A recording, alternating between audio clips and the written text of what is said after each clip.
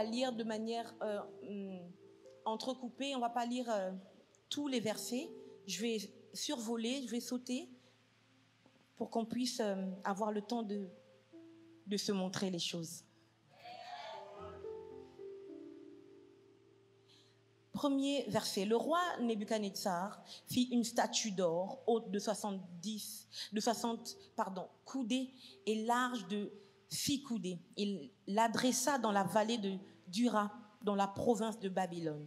Le roi Nebuchadnezzar fit convoquer les satrapes, les intendants et les gouverneurs, les grands juges, les trésoriers, les jurisconsultes, les juges et tous les magistrats des provinces pour qu'ils se rendissent à la dédicace de la statue qu'avait élevée le roi Nebuchadnezzar. La Bible déclare que les satrapes, les intendants et les gouverneurs, tous vinrent à cette invitation. Verset 4. Un héros cria à haute voix, « Voici ce qu'on vous ordonne, peuple, nation, hommes de toutes langues. Au moment où vous entendrez le son de la trompette du chalumeau, au moment où vous entendrez le son de la trompette, du chalumeau, de la guitare, de la sambuc, du psalterion, de la cornemuse et de toutes sortes d'instruments de musique, vous vous prosternerez et vous adorerez la statue d'or qu'a élevée le roi Nebuchadnezzar.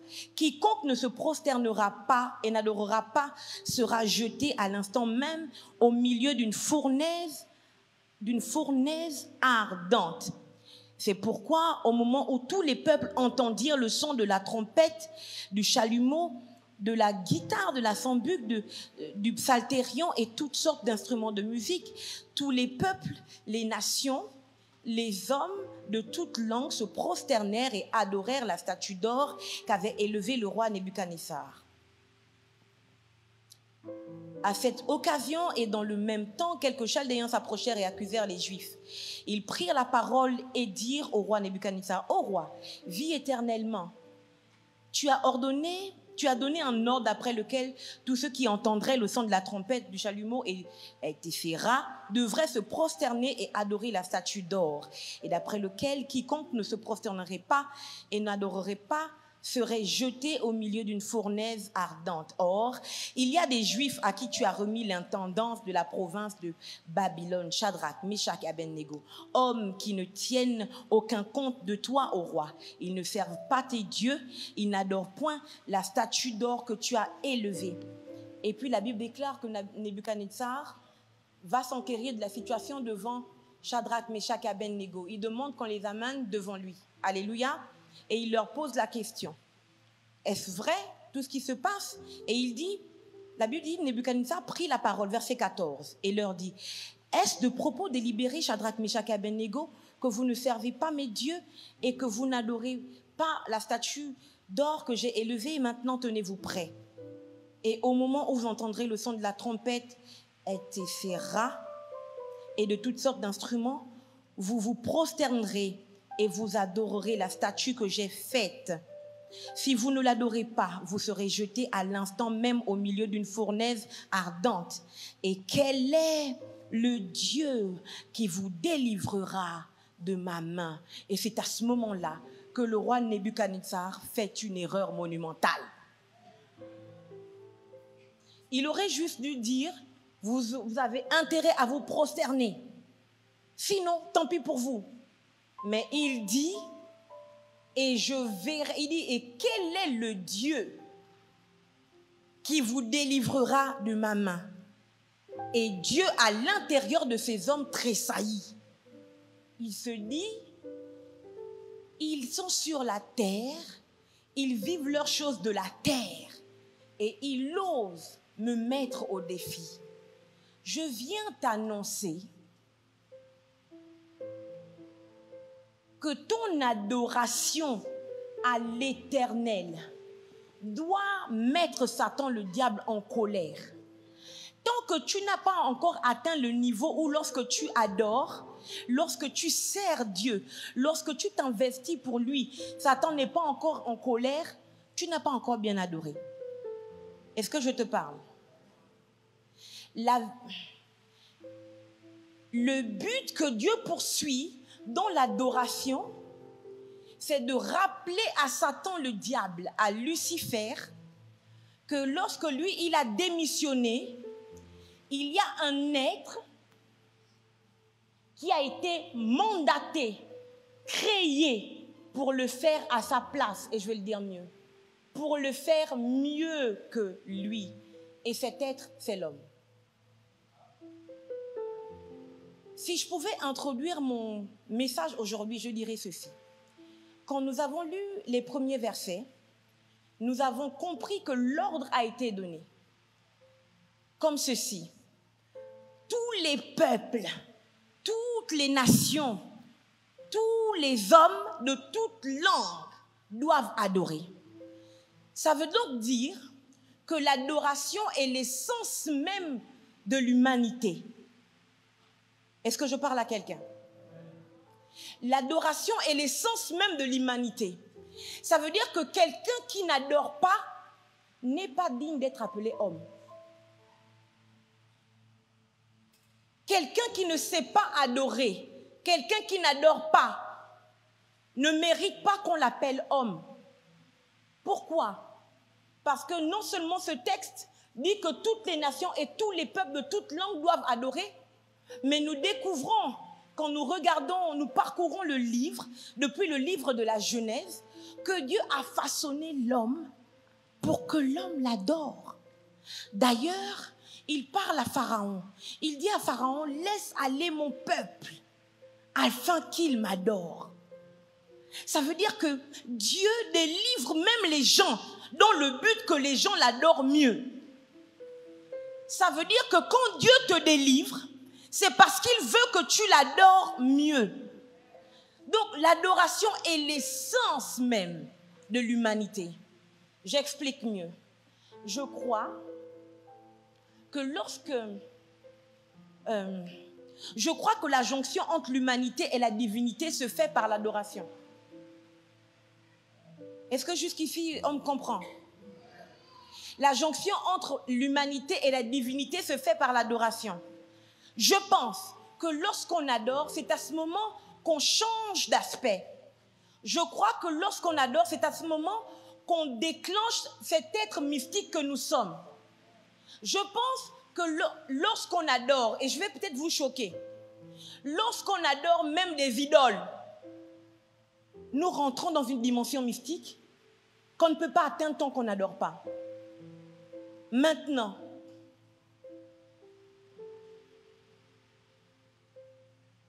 lorsqu'on adore le seul et vrai Dieu, c'est à ce moment-là que nous avons la prééminence pour contrôler les sphères, pour anéantir toute onction maléfique qui vient nous oppresser. C'est lorsqu'on adore que nous sommes positionnés en face du Dieu que nous adorons. Et lorsque nous sommes positionnés en face à... Je vais d'ailleurs te dire une chose. Le seul moyen de te mettre en face de Dieu, c'est de l'adorer. Je vais le redire. Pleurer ne te met pas en face de Dieu. Te plaindre ne te met pas en face de Dieu. Faire les prières de guerre ne te met pas en face de Dieu.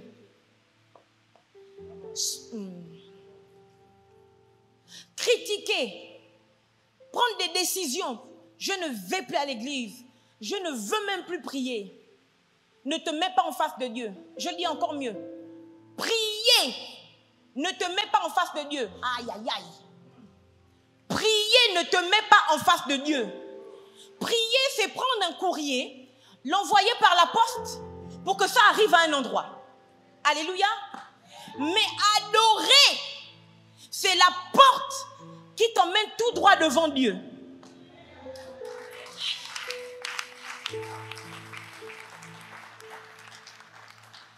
Et donc, pourquoi est-ce que Dieu veut qu'on adore? Dieu veut qu'on adore parce que nous atteignons la dimension, la même image. Seulement quand on est en face de lui. Nous sommes changés en la même image. N'est-ce pas ce que la Bible dit? Nous sommes changés en la même image parce que lorsqu'on adore, la porte qui s'ouvre, ce n'est pas le couloir des parvis. Lorsqu'on adore, ce n'est même pas le lieu saint qui s'ouvre. Lorsqu'on adore, c'est le lieu très saint. C'est l'endroit où se trouve Dieu.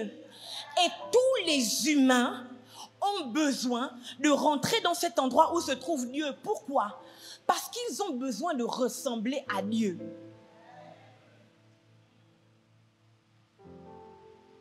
Ils ont besoin de ressembler à Dieu.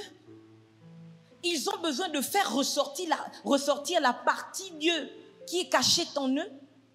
Et ils ont besoin de s'en servir sur la terre des vivants, mais plus encore dans les sphères invisibles. Est-ce que je te parle? Il dit donc que tous doivent adorer la statue qu'il a érigée. La statue en question est une statue faite d'or. Elle est prestigieuse. Alléluia. Même les païens ont compris que Dieu doit être prestigieux. Pasteur Shirley, où est-ce que tu veux en venir? Je viens te dire que ton Dieu ressemble à ce que tu es. Oh. Si tu n'es pas prestigieux, ton Dieu n'est pas prestigieux. Si tu ne sais pas te comporter, ton Dieu va ressembler au foufou manioc que tu présentes. Si tu te comportes comme un roi, ton Dieu va ressembler à ce roi. Je comprends pourquoi Satan le diable, aïe, ou du moins les circonstances. Moi je pense que c'est Satan le diable. Parce que quand on regarde dans le livre de Luc, que Marie et Joseph sont allés pour le recensement en Galilée, à Bethléem, en Judée, la Bible déclare que il n'y avait pas de place pour eux à l'hôtel, à l'hôtellerie. C'est pas écrit qu'il n'y avait plus de place. Alléluia. C'est écrit que pour eux, il n'y avait plus de place. Est-ce que je te parle? Ça veut dire que si quelqu'un d'autre était venu, genre un homme prestigieux, un roi, un gouverneur arrivait, croyez-moi, ils allaient trouver une place. Mais comme c'était Marie et Joseph, mon Dieu et mon Dieu, comme c'était Joseph, un descendant de la royauté, qui se prenait pour un petit charpentier.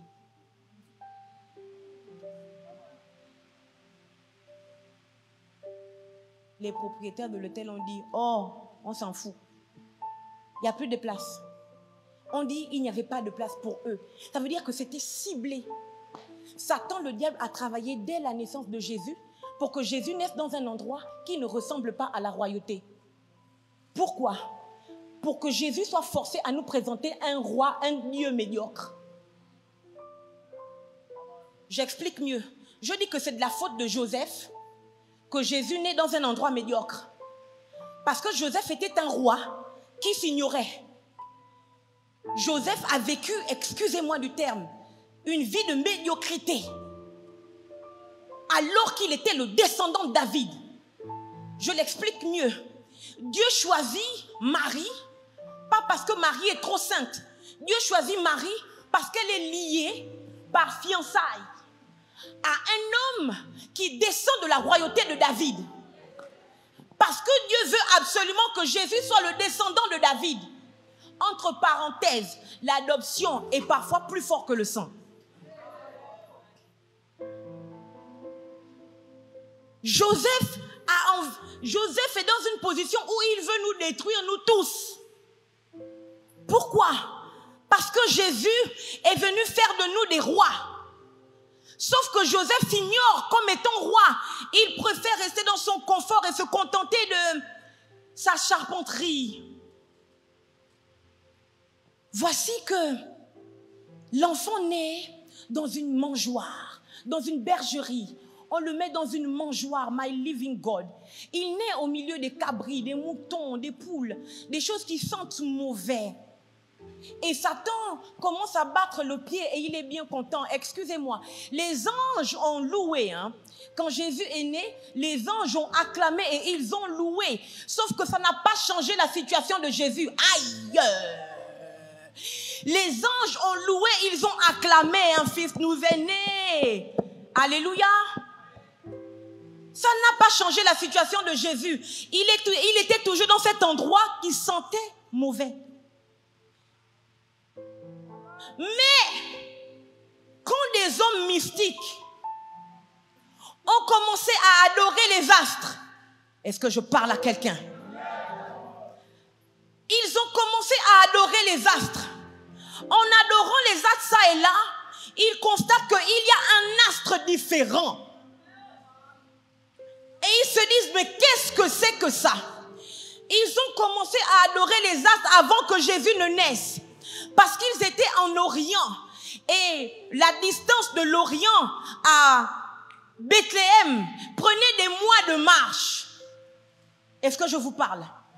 Ça veut dire que des mois, pendant des mois en arrière, ou même des années, ou peut-être des années en arrière, ces gens ont vu un astre qui a commencé à luire avant que Jésus ne sorte du ventre de Marie. Et ces gens se sont préparés, my living God. Ils se sont préparés avec de l'encens, de la myrrhe et de l'or. Ils ont dit que nous devons aller à la rencontre de celui à qui appartient cet astre. Pour faire quoi? Pour adorer. Ça veut dire que pendant que Joseph est en train de tout nous gaspiller, de l'autre côté, des personnes mystiques qui ne croient pas dans le Dieu d'Israël, des magiciens parce que la Bible les appelle des mages.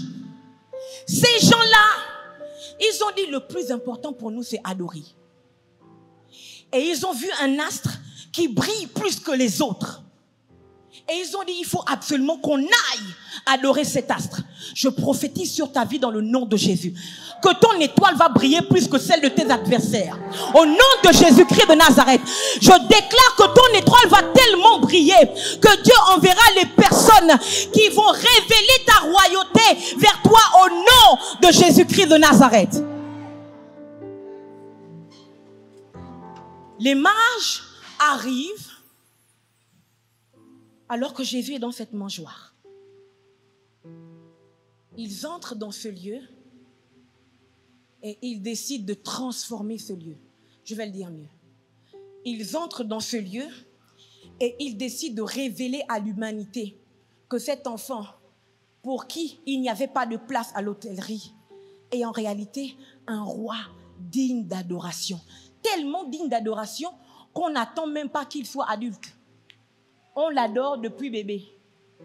Je déclare que tes enfants vont vivre.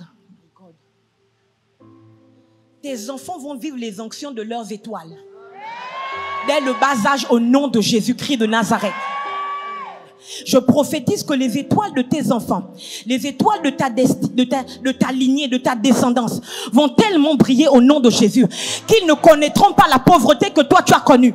Au nom puissant de Jésus. Ils ne connaîtront pas les mêmes batailles que tu as connues. Dans le nom puissant de Jésus-Christ de Nazareth. Joseph était dans l'anonymat pendant des années. Je veux dire toute sa vie. Mais lorsque Jésus est né,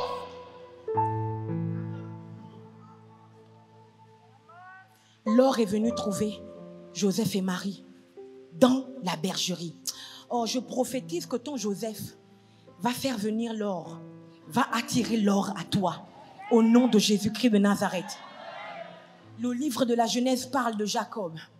Et ça commence comme ça. On dit, voici la postérité de Jacob. Joseph, c'est comme ça le texte, hein? Voici la postérité de Jacob. Est-ce qu'on peut me trouver le texte, s'il vous plaît? Et puis on dit Joseph. On raconte maintenant l'histoire de Joseph. Le texte est en train de nous montrer que toute la postérité de Jacob, hein, c'est pas ce qu'il a vécu là. C'est pas les batailles avec l'ange. C'est pas la souffrance qu'il a vécue chez Laban. Toute sa postérité, c'était Joseph. S'il vous plaît.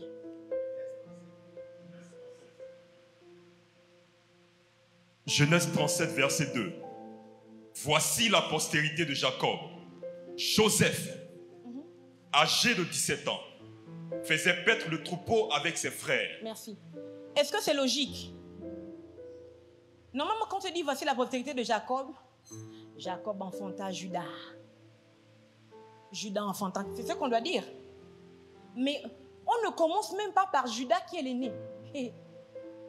On ne commence même pas par les enfants aînés. Hein.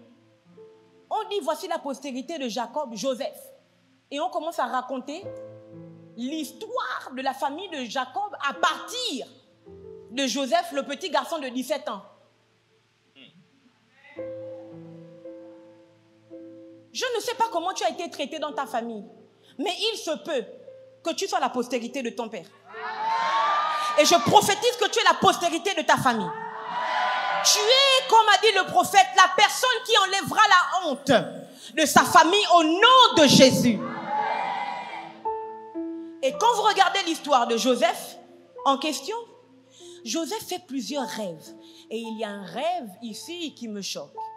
C'est le rêve où Joseph rêve des astres. Alléluia. Il rêve des astres. Il dit à son père et à ses frères que moi j'ai rêvé, j'ai fait un rêve, j'ai encore fait un rêve. Vous avez trouvé? Au verset 9 de Genèse 37, il eut encore un autre songe et il le raconta à ses frères. Il dit, j'ai eu encore un songe et voici le soleil, la lune et 11 étoiles se prosternaient devant moi. Ok. Joseph avait 11 frères. Je suppose donc que les étoiles, c'était ses frères. Il dit, il a vu le soleil, la lune et 11 étoiles se prosterner devant lui. Je suis en train de parler de l'adoration. C'est le texte que nous avons lu tout à l'heure dans le livre de Daniel. Alléluia. Ce qui est merveilleux, c'est que Joseph voit sa famille comme étant des astres. Mais lui-même, il n'en est pas un. Ça veut dire qu'il est quoi? S'il vous plaît, tentez votre chance. Ça veut dire qu'il est quoi? Est-ce que quelqu'un peut m'aider à prêcher? Oui? Je n'entends rien. Est-ce que vous pouvez vous lever et crier fort comme un homme?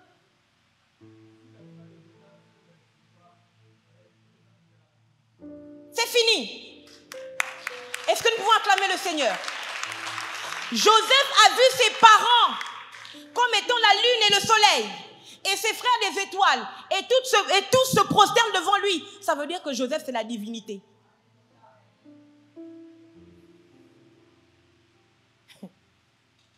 Or, quand vous regardez la vie de Joseph, Joseph est celui qui a sorti sa famille d'un plan de mort, d'extermination. La famine allait exterminer Jacob et toute sa famille. Mais Dieu a déporté Joseph du milieu de sa famille pour l'emmener au milieu des sorciers, Jésus-Christ. Pour l'emmener au milieu des sorciers. Joseph rentre dans la maison de Potiphar. Potiphar est un grand prêtre de Pharaon. Donc je suppose que le dieu de Potiphar devait être certainement le serpent. Ensuite, Joseph transite par la prison. Sauf que il ne va pas dans une prison ordinaire. C'était un esclave qu'on emmène dans la prison de Pharaon. L'étoile de Joseph était trop forte. Il n'y a aucune divinité qu'on peut enfermer dans l'anonymat.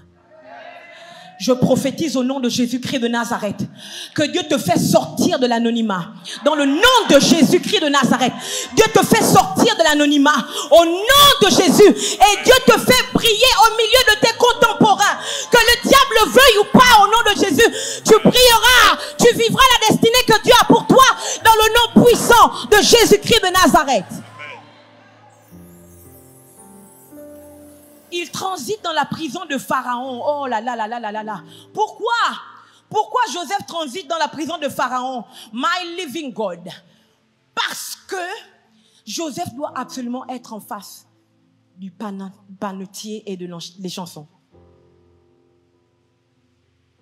Aïe. Joseph transite dans la prison de Pharaon. Pourquoi? C'est pas parce qu'il est trop mignon, on l'aime trop. C'est parce que Dieu veut que Joseph soit en face de celui qui travaille le pain, du roi et le vin. Je le dis mieux. De celui qui travaille le pain et le sang. Je le dis mieux. De celui qui travaille le corps et le sang.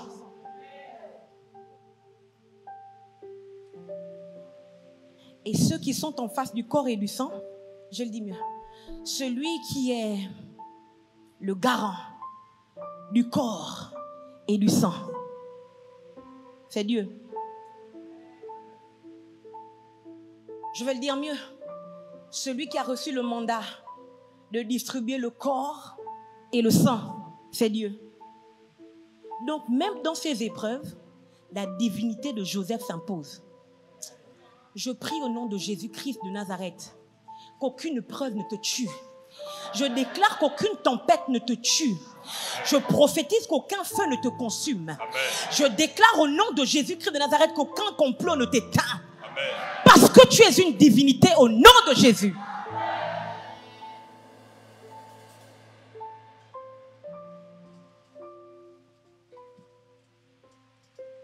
Joseph était la postérité de Jacob. Parce que Joseph était la divinité de sa famille. Je reviens à mon texte. J'expliquais donc que le seul moyen que nous avons de devenir des dieux, c'est de rentrer en adoration. Parce que lorsqu'on adore, c'est là que la porte qui cache Dieu s'ouvre. Et nous nous retrouvons directement face à face avec Dieu. Et lorsque nous plongeons vers lui nos regards, nous sommes transformés en la même image. Alléluia. C'est pour ça qu'une église forte doit savoir adorer. Nous rendons grâce à Dieu pour Emery.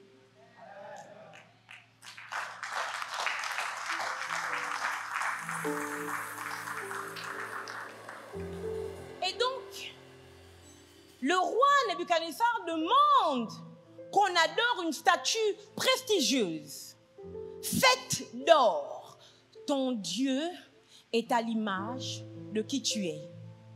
C'était un roi, il ne pouvait pas faire une statue faite de paille ou de terre. Alléluia. Et un complot donc s'est fait. Les satrapes vont voir le roi et disent au roi qu'il y a des hommes qui n'adorent pas ta statue, qui ne servent pas tes dieux. Nebuchadnezzar s'enquiert de la situation et réalise qu'en réalité, il est en face de Shadrach, Meshach et Abednego qui sont des Juifs. Amen.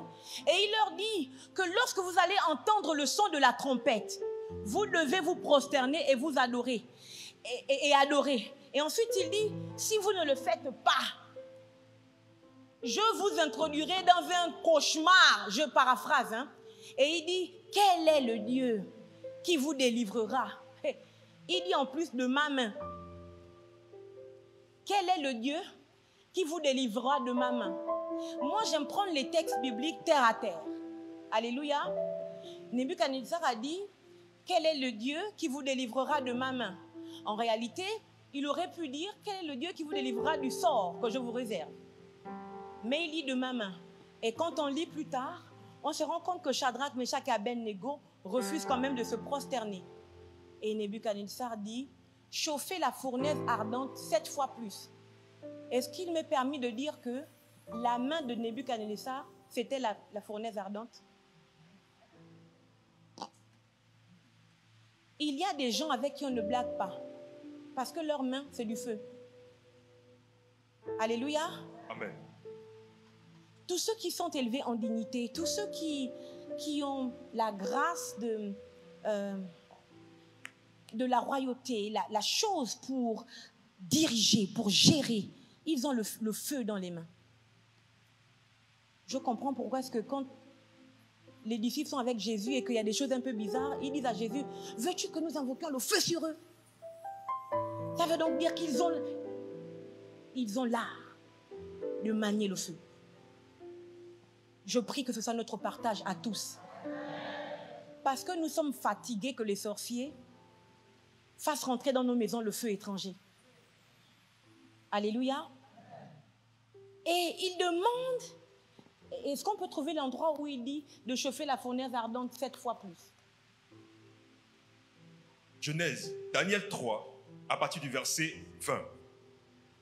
Puis, Nebuchadnezzar commanda à quelques-uns des plus vigoureux soldats de son armée de lier Shadrach, Meshach et Abednego et de les jeter avec la fournaise ardente. Ces hommes furent liés avec leurs caleçons, leurs tuniques, leurs manteaux. Je voudrais l'endroit où on dit qu'elle a été chauffée 7 fois. Plus. Verset 19. Sur quoi Nebuchadnezzar fut rempli de fureur, parce qu'ils ont refusé d'adorer. Et il changea de visage en tournant ses regards contre Shadrach, Meshach et Abednego. Il reprit la parole et ordonna de chauffer la fournaise 7 fois plus qu'il ne convenait de la chauffer. Voici la deuxième erreur. Première erreur, il a dit, quel est le Dieu qui vous délivrera de ma main? La deuxième erreur, il a dit, chauffez la fournaise. Il n'a pas dit 1 fois, 2 fois, 3 fois. Il a dit 7 fois. Or, nous savons que le chiffre 7 est aussi un chiffre qui représente Dieu. Je vais le dire mieux. Dieu a tout créé et le 7e jour, c'est à ce moment-là que Dieu s'assied. Alléluia. Qu'il prend le temps de se reposer. Qu'on me donne mon temps, s'il vous plaît. Combien de temps il me reste? 15 minutes. Merci. Le 7e jour, c'est à ce moment du 7e jour que Dieu s'assied tranquillement et Dieu se repose de son œuvre. Aïe, merci. C'est grave, pourquoi? Parce que Nebuchadnezzar était un dieu, était un roi païen. C'est un homme mystique. Entre parenthèses. C'est nous qui croyons que nous pouvons régner sans être mystiques. Toute royauté, tout trône doit être soutenu par des esprits. Sauf que nous disons que, oh, c'est bon, on a Jésus, ça nous suffit. Quand Dieu lui-même, Jésus ne le suffit pas.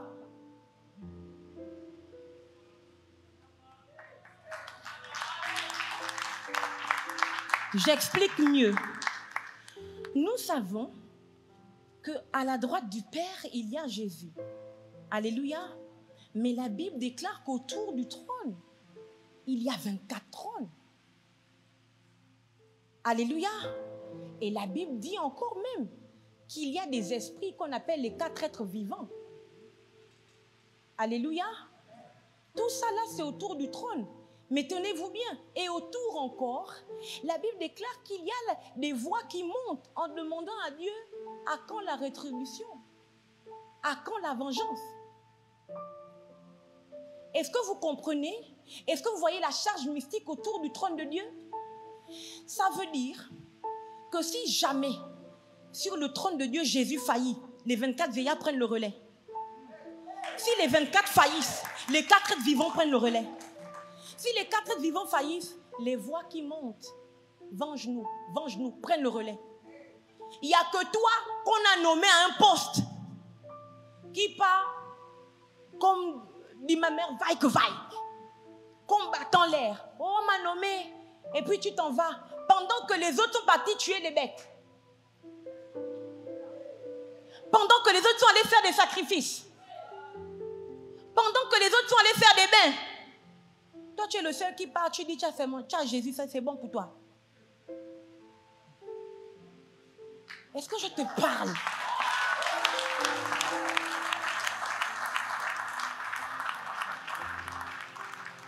Tu es une royauté. Et ton trône doit être soutenu par des esprits. Tu commences une affaire. Oh, papa, je voulais te dire que j'ai commencé mon affaire. Tu as commencé depuis quand? Ça fait maintenant 3 mois. 3 mois, ça va échouer. C'est moi qui te parle. Ça ne va pas marcher. Fais-moi confiance. Tu as commencé 3 mois, non? Et puis le prophète n'est pas au courant, hein? Ça ne va pas marcher, tu verras. C'est moi qui te dis. Parce que dans les affaires, il y a des esprits qui soutiennent ceux qui entreprennent. Dieu parle à Josué. Il dit que ce livre de la loi ne s'éloigne pas de toi, n'est-ce pas? Médite-le jour et nuit, hein? Afin de réussir dans tout ce que tu entreprendras. Et nous, les hommes d'affaires, nous sommes des entrepreneurs. Ou bien?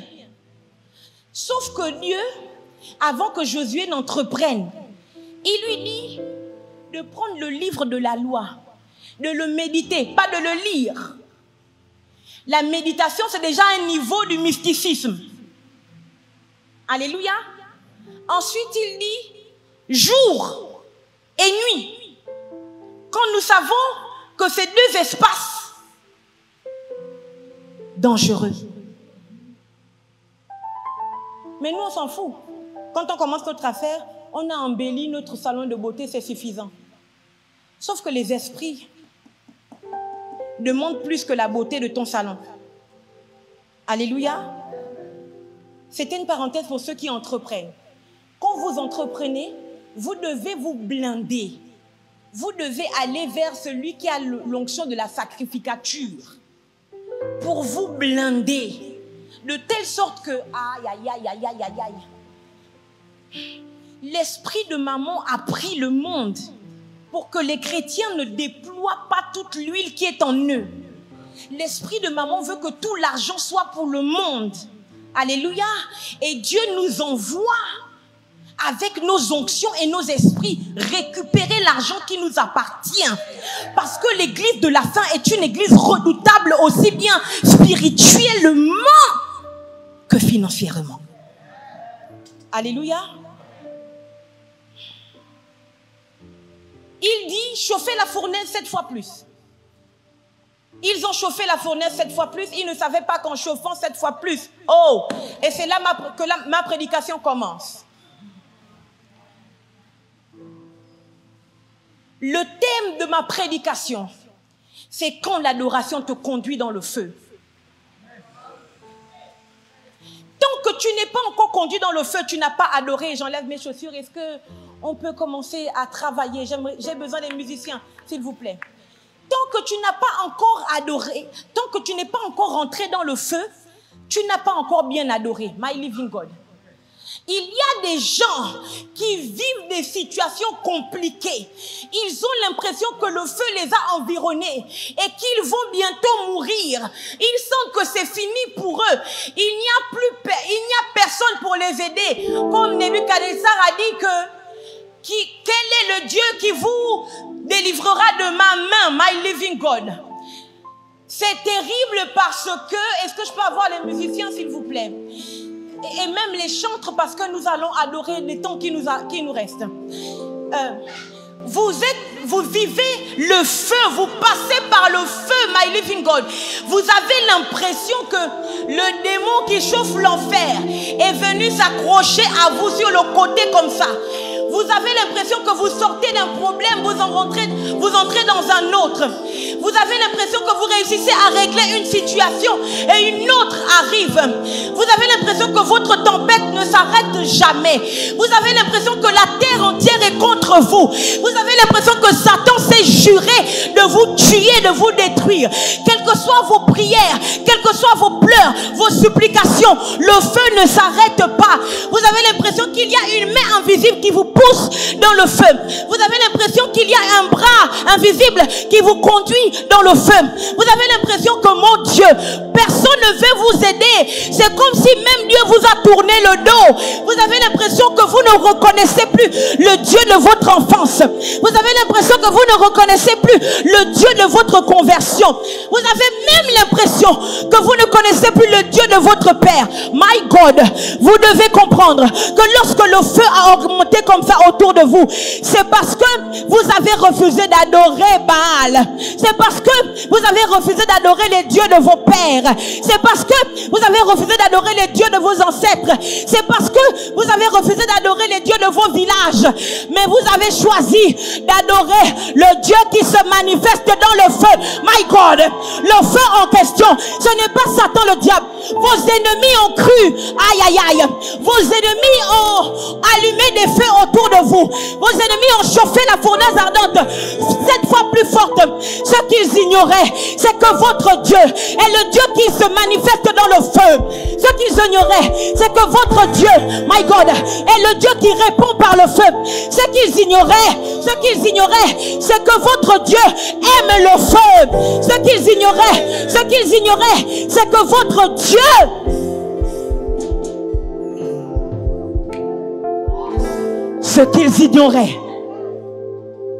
quand ils ont allumé des feux autour de vous, ils ont augmenté la température de la fournaise ardente qu'ils ont préparée contre vous.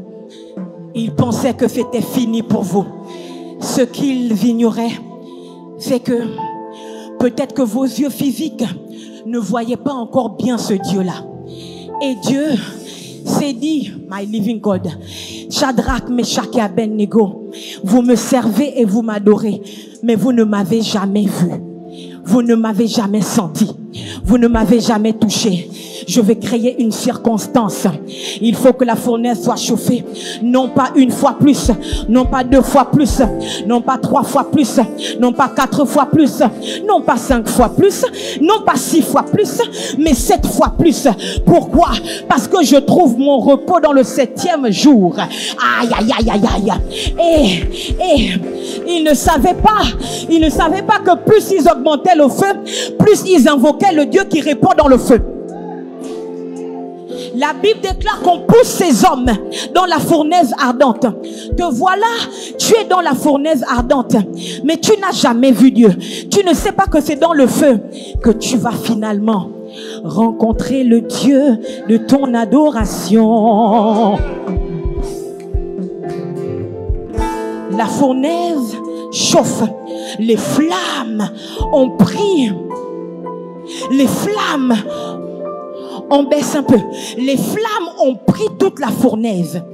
Et voici qu'on jette ces hommes, non pas libres, mais liés. Ils sont enchaînés.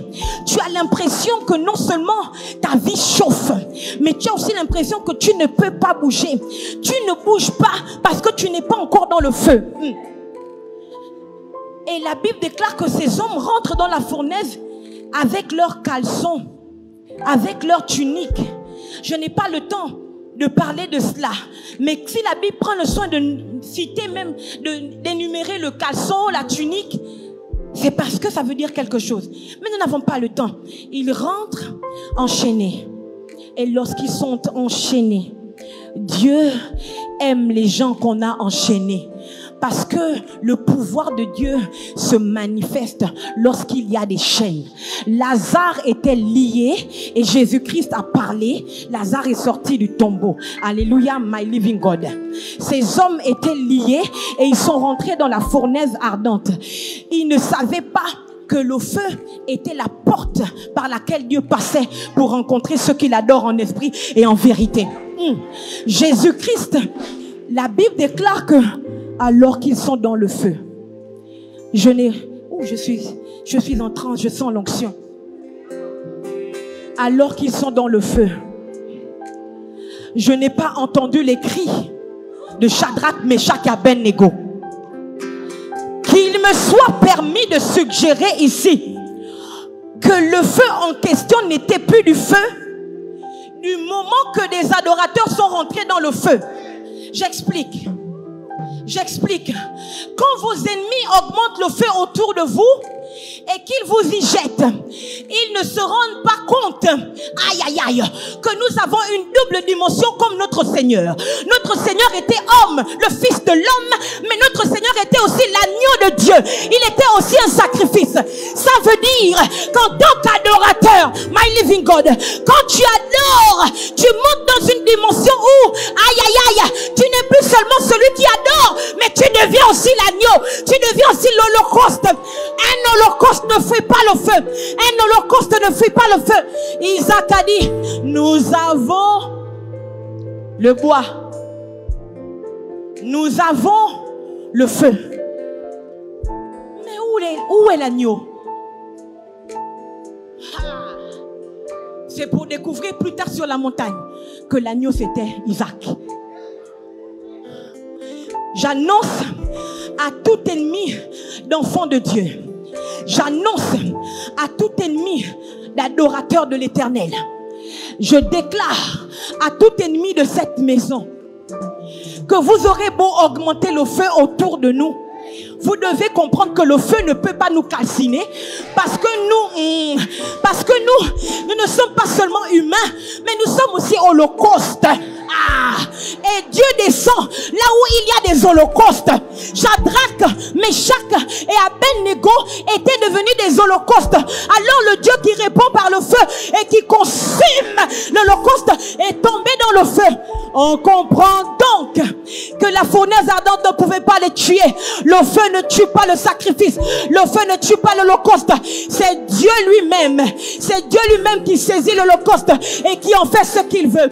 Je prophétise au nom de Jésus-Christ de Nazareth que ta dimension holocauste s'active de telle sorte que même dans le feu, aucun démon, aucun sorcier, aucun méchant ne peut te tuer. My living God, je déclare que ta dimension holocauste s'active maintenant. Alors que le Seigneur te rencontre dans le nom puissant de Jésus, ta dimension holocauste s'active maintenant. Tu n'échoueras pas ton destin, tu réussiras.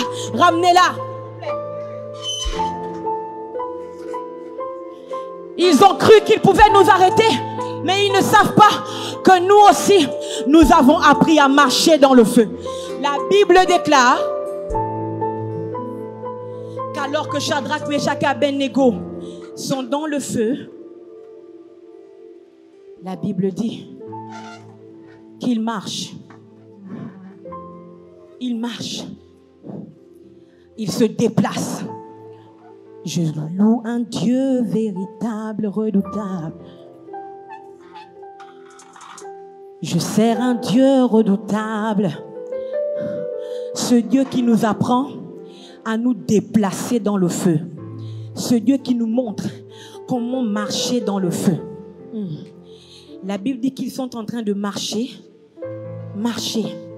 Et Nebuchadnezzar dit, c'est le roi. Si tu es un roi, tu dois pouvoir voir. Merci. Je voudrais que nous fassions cette prière. Alors qu'ils sont dans la fournaise ardente, le roi voit que des hommes se déplacent. Et au milieu d'eux, il y a un qui est comme un Dieu. Alléluia. J'ai envie que tu fasses cette prière. Prends la position qui te plaît, à genoux, allongé. Et commence à prier. Dis à Dieu, Seigneur. Montre ton visage à mes ennemis dans mon feu. Montre ton visage à mes ennemis dans mon feu. Marche dans le feu avec moi. Montre ton visage à mes ennemis dans mon feu. Est-ce que tu peux élever ta voix maintenant? Est-ce que tu peux prier plus fort? Demande au Dieu qui marche et qui répond par le feu de révéler son visage à tes adversaires dans ton feu, de telle sorte que la crainte soit suscitée en eux pour qu'ils arrêtent de persécuter tes enfants, persécuter ta famille, persécuter tes affaires. Vas-y, élève ta voix, prie, prie. Prie, reste dans cette attitude de prière. Continue de prier, ne t'arrête pas. Ne t'arrête pas. Continue de prier, fais le plus fort. Fais le plus fort. Fais le plus fort. Fais le plus fort. Invoque le Dieu qui répond par le feu. Invoque le Dieu qui répond par le feu. Vas-y, vas-y. Prie encore, prie encore, prie encore. Prie encore, prie encore. Vas-y, prie encore.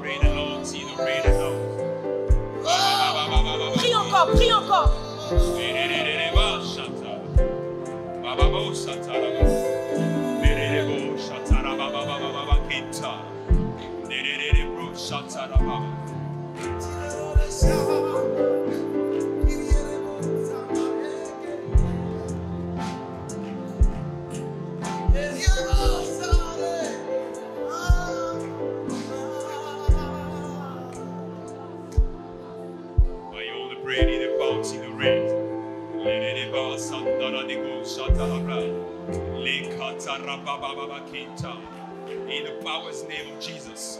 Oh, my own, the prayer in the flows. In Shatarani praise. Barababababababababa, in the prayer.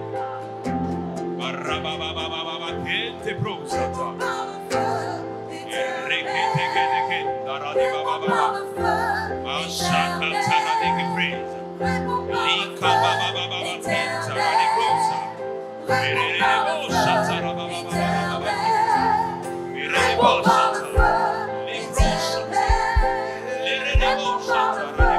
Until